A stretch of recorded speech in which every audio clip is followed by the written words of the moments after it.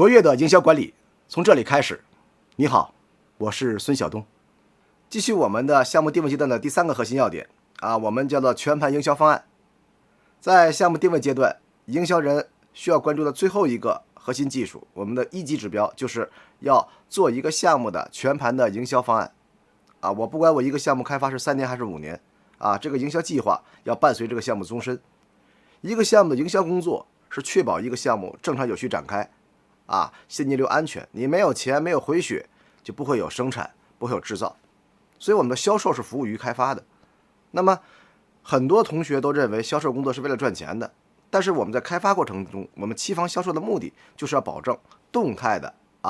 造血回款。你有回款了，才能保证我们接下来的工程开发顺利有效的执行。中国房地产模式呢，是我们的期房销售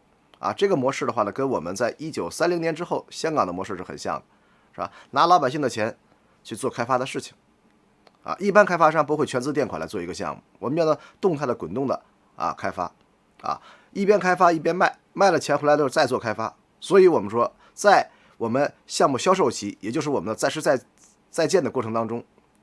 营销的第一 KPI 是要确保整个项目的现金流安全，而不是盈利一定要保证我们回款的时效性。所以我们说，衡量一个营销一把手，衡量营销一个营销管理者，他的第一 KPI 你是不懂营销核心就是要到点交卷，一定要按照我们的回款计划稳步有序的展开工作这老板你得给我1个月的时间我给你多卖1000万出来这不是我们要听到的到9月份了，必须要卖出1个亿来。10月份卖2个亿都不好使，因为什么？9月底我有支付计划如果你9月份开不了盘，卖不了这个钱，回不了款的话，那我的支付计划就会向后推。那支付计划后推的话，就会出现违约，就会出现工程的停工，工程停工就会影响我们的进度和效益。所以大家记住一点就是我们的房地产开发体系叫动态管理开发体系，我们的营销工作也是动态管理的营销工作。所以资金回笼的及时有效性是每一个营销一把手必须要了解的，或者是必须要严格遵守的。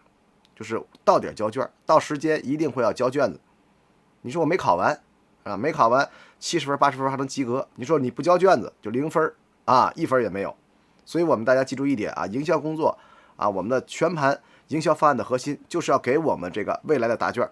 设置一个完美的计划。那么在这个章节里面呢，给大家讲4个知识点第一个知识点叫项目启动会，每一个企业都特别重视这个启动会。那么如何组织一个启动会？营销工作在启动会当中起到什么样的重要作用呢？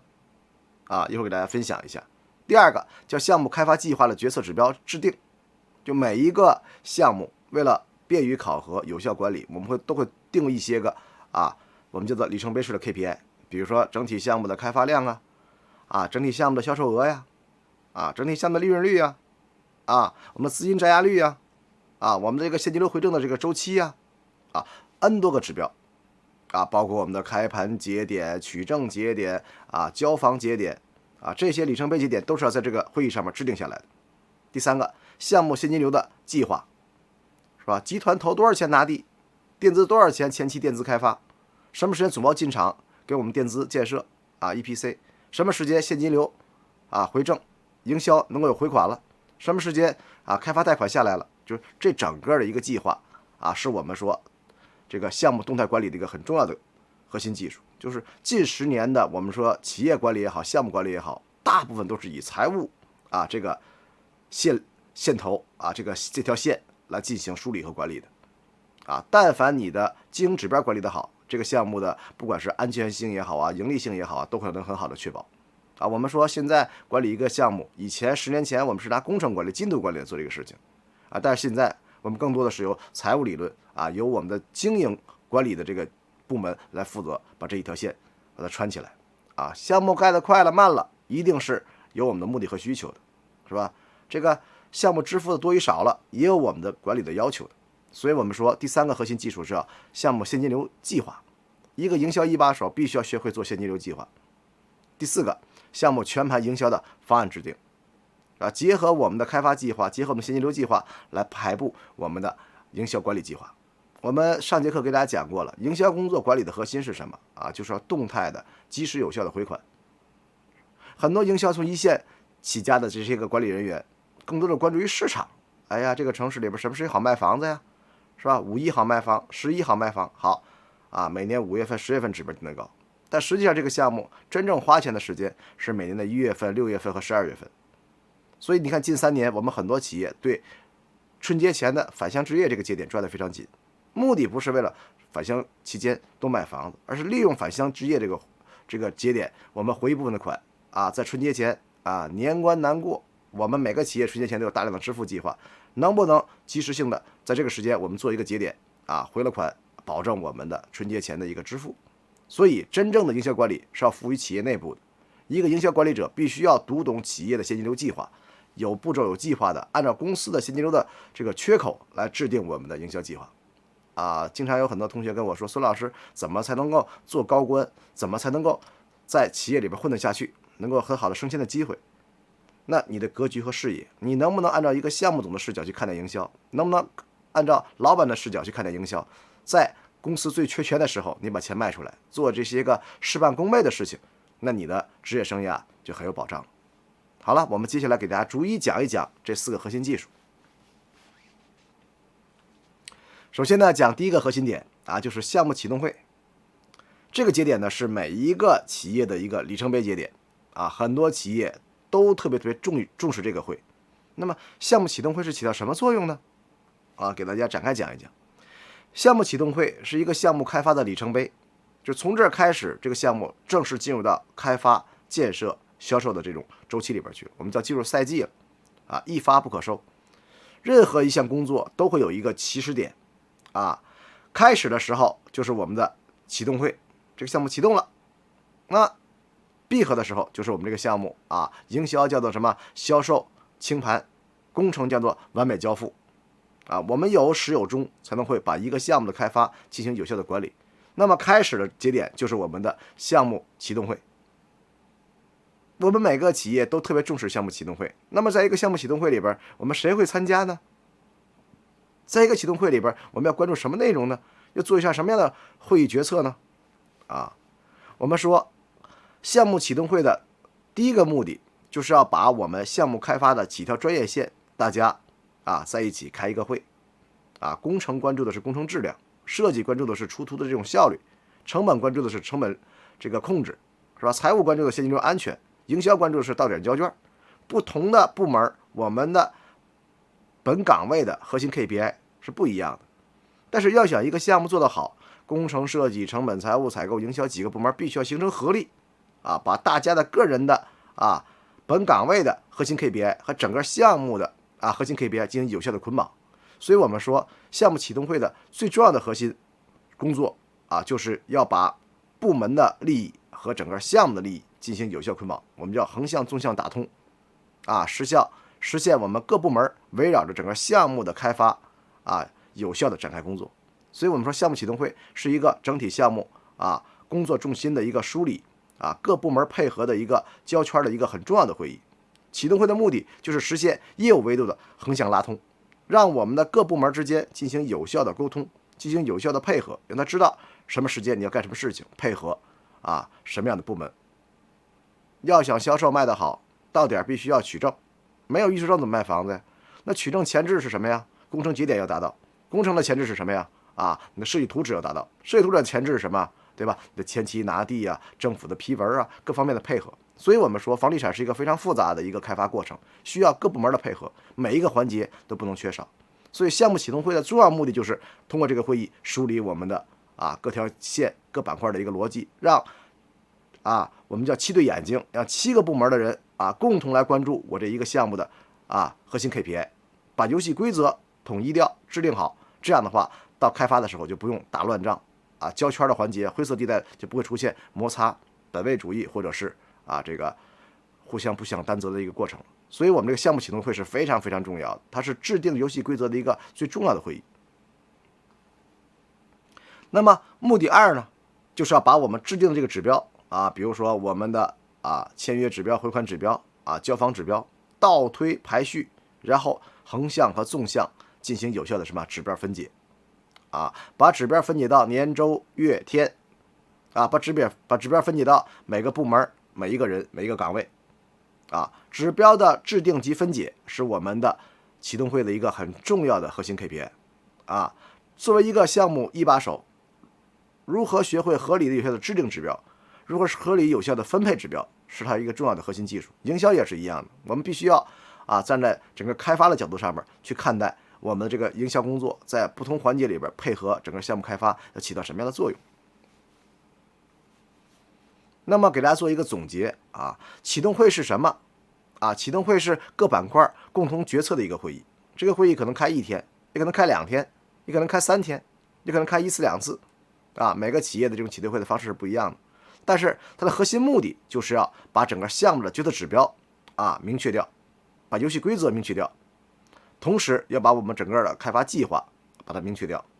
不但明确了，还要把它分解掉，让各部门领到自己的指令按照我们的整体开发的一个节奏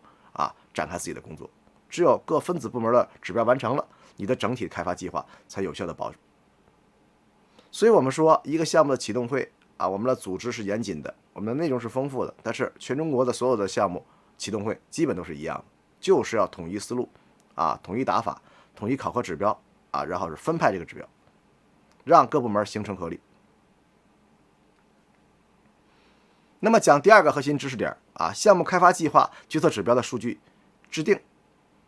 那么在我们一个启动会里边，必须要制定各种考核指标，就是我们提到的就是项目的决策指标一听这个词就觉得很严肃，决策，对，没错，没有这些指标的话，一个项目很难管理好，是吧？我们要把这个项目建得好要优质工程那么什么标准是优质工程呢？好，拿到鲁班奖就是优质工程。这个项目我们定个指标叫什么？拿鲁班奖。那么定了这个指标，就跟我们要说我们要把质量搞好，要是优良工程，那这个指标就比较含糊了。所以我们说项目开发计划决策指标的制定一定是一组数据，一定是一个目标，一定是个清晰可以让所有人都知道的我们的一个真实的目标。所以我们说这个数据的制定是我们项目定位会启动会的一个很重要的一个标志。那给大家展开讲一讲一个项目开发计划里边我们要关注什么样的决策数据一个项目启动会我们要确定下来什么数据，这是一个中国合理值呢？在开发之前为什么要定一个小目标人无压力轻飘飘，企业没有目标就不知道该去何去何从了。让我们的员工在正确道路上高速奔跑，那前提是道路是正确的，让所有进入赛道的人都知道目标是什么，这样的话才能提速。让我们去旅游，去欧洲，你得定个目的地吧，是吧？都去欧洲旅游，去巴塞罗那还是去罗马呀？你定个地方，是吧？然后定下路径，坐船去还是坐飞机去？定了去巴塞罗那了，定飞机了，那这个旅程不会太大的问题，是吧？你目标也定不下来，交通工具定不下来的话，那你说去旅游的话，天方夜谭，基本就离不开国门，是吧？你连护照都办不出去，飞机票也买不了。所以这就是我们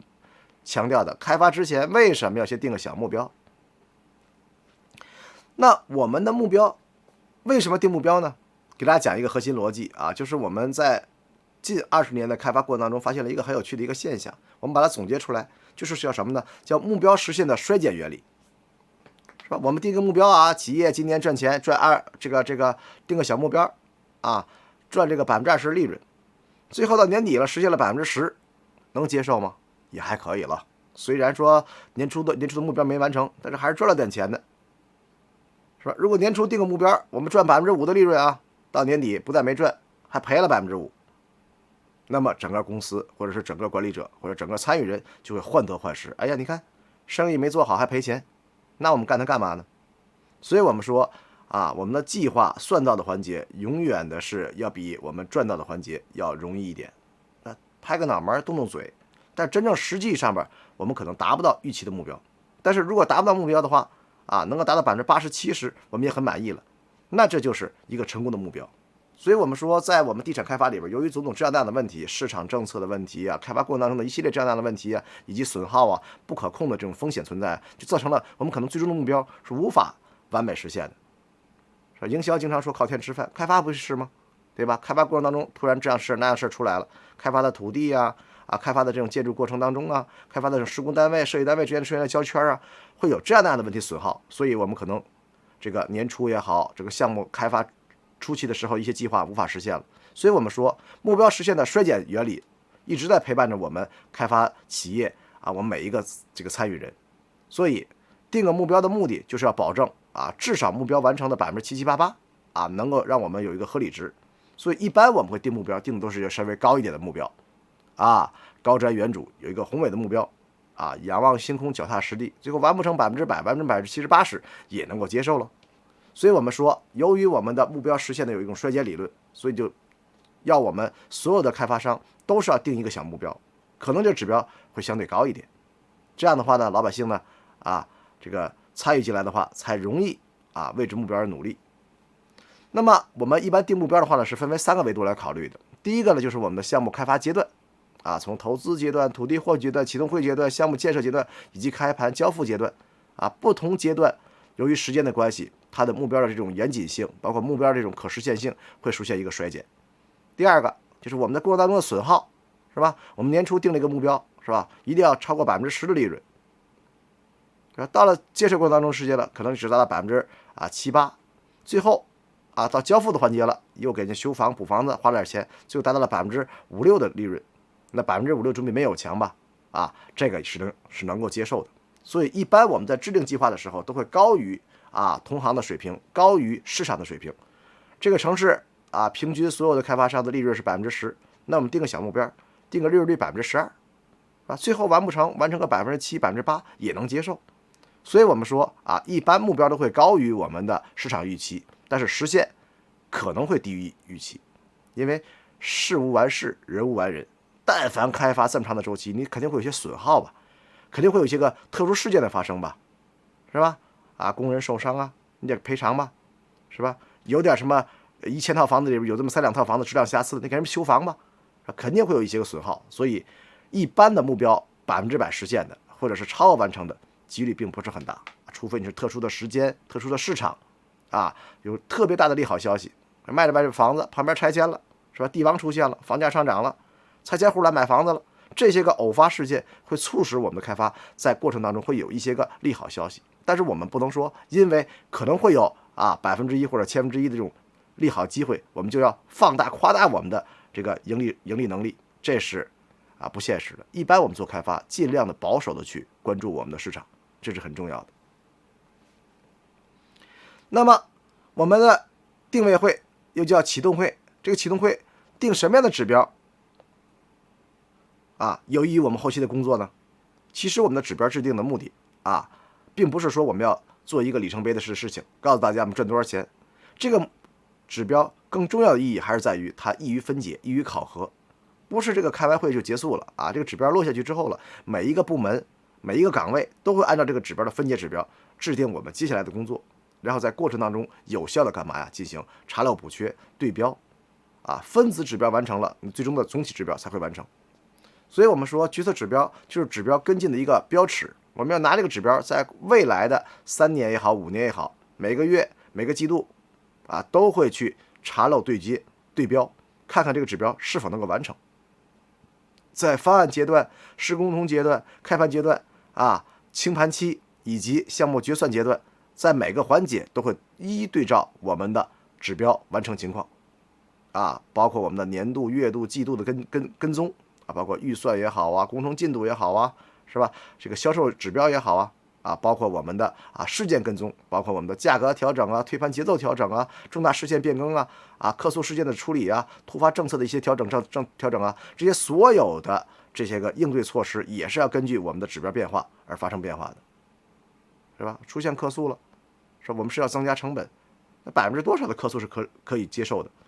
多少的客诉是不能接受的这些东西都是要我们在动态的管理和跟进过程当中实现调整的。所以我们说一个启动会的指标制定的目的就是要定游戏规则，目的是给我们一些个在过程当中修正我们的未来发展方向工作的一些个好方法。如果你不定一个目标的话，你不定一个数字的话，那你如何去修正呢？所以这个指标会伴随我们开发商开发项目这个一个周期，希望大家要理解指标，要学会应用指标，要学会去对标指标工作是未来的预期，我们要只有指标在的情况下，根据指标，根据市场的变化来进行有效的调整我们的工作战略。那么一个项目，我们经常会说一个项目的重要指标叫决策指标，就是我们决定下来按照这个方式来干就是叫我们的决策指标。决策指标是一个项目的总的指标，所以你如果是个新员工进入到一个企业，进入一个项目组，那么最需要干的事情就是要找你们项目一把手找项目总要一个这个项目的决策指标看一看。当然这个指标你读透了，了解透了，整个的项目怎么干，怎么做工作，基本就熟知了。每个企业的决策指标是不一样的，我上节课给大家分享过，是吧？有的企业追求的利润率，有的企业追求的换手率玩的现金流，所以不同企业的决策指标制定还是内容还是有偏差的。大体上就分为几个核心，一个就是我们的资金回报率，我投了钱了怎么赚钱第二个就是关注我们现金流回正的一个周期，到底是半个月到底是半年呢还是一年是1年半还是2年呢？投入资金回正率，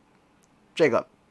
每个项目的回正率跟我们集团的回正率有很大关系，就保证我们现金流安全，投出去多长时间回来，就跟我们存这个定期存款一样的，是吧？1年回来还是2年回来，我这个钱什么时候用，这个计划是很重要的，是吧？包括我们的净利润销售净利润包括 IRR 也好首期开盘周期也好是吧？有的1、2、3、4、5、6 3个月开盘，有的企业做不到6个月开盘，有些企业8个月能开盘就不错了，是吧？3个月开盘提前回钱，6个月开盘的话回来的时间就慢一点，你的资金占压率就高一些包括我们的总的货值货量关系决策底价、决策均价、决策总价这些内容，只有这些数字确定好之后了，才能对未来的工作开发指标分解打下坚实的基础。就我们老师给大家的这个 PPT， 就这页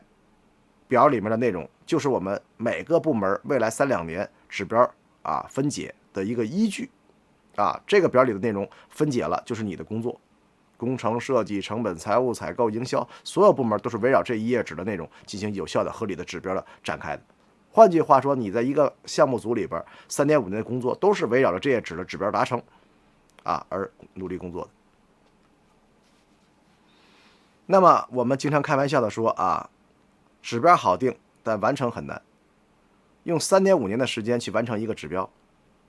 干着干着，老百姓我们这些员工们就会感觉有些疲态了觉悟意识都达不到了。那怎么能够保证在3、5年不同的工种、不同的工期的情况下，确保指标始终如一每天都能完成指标？那么给大家一个我们叫指标动态管理的6步法，把这6个事情管理好了，你的项目指标就很容易能实现了第一个叫做指标变化。我们定了一个指标，汇款指标，今年要7个亿，每个月指标都这个分解下去了。到了3月份、4月份的时候，发现指标达成的可能性不大了。3月份完成了90%，4月份完成80%。通过这个指标的变化，就能判断出来是不是市场发生变化是不是我们的这个供求关系发生变化了是不是竞品给我们有干扰了，同行是不是降价了是不是这个区域的这客群有外溢了？就一定要通过指标的变化来判断整个市场的整个环境的变化。所以关注1就是要关注指标变化。你指标月都完成，那就没有什么变化了。稍微有一点变化的时候，就要警醒自己是不是有更大的这种变化出现了。第二关注叫计划跟进。我们每个月、每周都会开我们的计划会把计划切碎，每天的计划完成了，那最后的你的年度计划就会完成。第三个叫货值变化，是吧？你卖的货，我们叫货量管理，已推已售卖了多少？已推未售还有多少售货没卖，未推未售这些新货什么时候到案场，什么时候取证？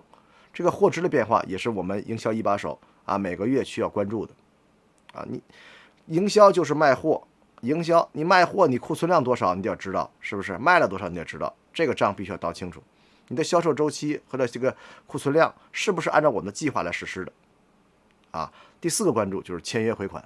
卖了货之后签了约了，多长时间把钱能回来？你不能说我账上有2个亿的签约额但是未回款必须要保证有效的回款。有很多企业抓回款抓得很严，能不能保证银行的钱快速放回来？能不能保证老百姓签的约能够首付款能够按时交？这是很重要的第5个关注动态成本。我们阶段成本算的都很清晰，结案成本3500，到干的时候，今天这个增项了明天那个增项了，一个干到3800去了。如果你不管的话，到最后一结算的时候发现超支了，整个现金流都会有很大的影响第6个关注就是现金流的变化。我这个月过日子一样了啊，居家过日子，一个月拿出3000块钱来过生活，到了半个月的时候花了2500了，那你这个当家人就不会过日子，是吧？后边半个月怎么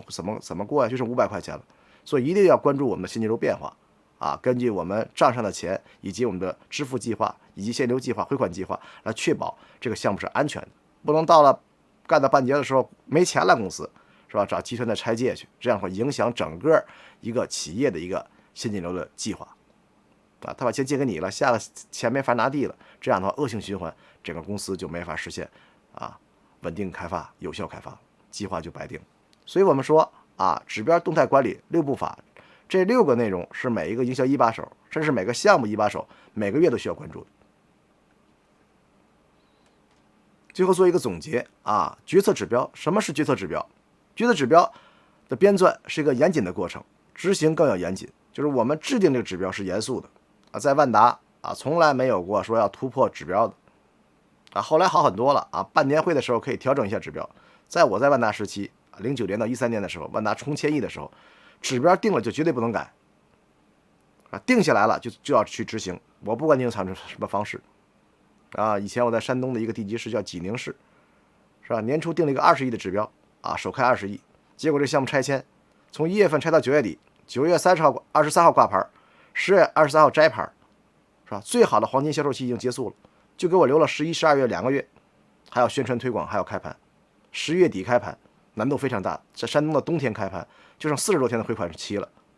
那公司我说能不能给我减点指标啊？没有时间了呀，能不能从20亿减到10个亿啊？得到的回复就是集团说了1分不能改啊，这是我们的指标制定是很严肃的，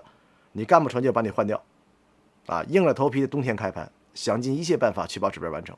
所以我们说当下的新时期的企业啊，但凡你想做业绩增量，一定是对业绩是严谨的。但凡你想做业绩增量，一定是啊叫结果导向的企业啊。我们定了就不能改，定了就一定要想方办法把这个指标完成。你经常老改来改去的改这个决策指标的话，你不严谨，那底下执行的人说，哎，反正指标定了也能改，那完不成再调低一点呗。这样的话就形成恶性循环了。所以我还是希望大家啊，决策指标它是一个很严谨的一个制定过程，只要定下来了，就要严格的按照这个游戏规则来执行。我们不是一个家庭，我们是一个公司，是一个能够这个左右很多工种、很多管理团队、很大现金流的这么一个业务，容不得一点含糊。就跟造火箭一样，火箭能飞上天，到这个星际去旅游，它每一个零件都要经过缜密的计算啊，科学的设计，然后什么严谨的安装，差一个小螺丝就会造成啊非常大的事件和损失。所以我们的房地产开发每一个环节都不能含糊啊。我们制定这个游戏规则，制定这个决策指标的时候，一定是严谨的，经过深思熟虑的。也希望我们后续的所有的开发内容要严格的遵守这个游戏规则和我们的这个指标去逐步的推行。那么这个环节呢，我们说决策指标的制定环节给大家分享到这儿。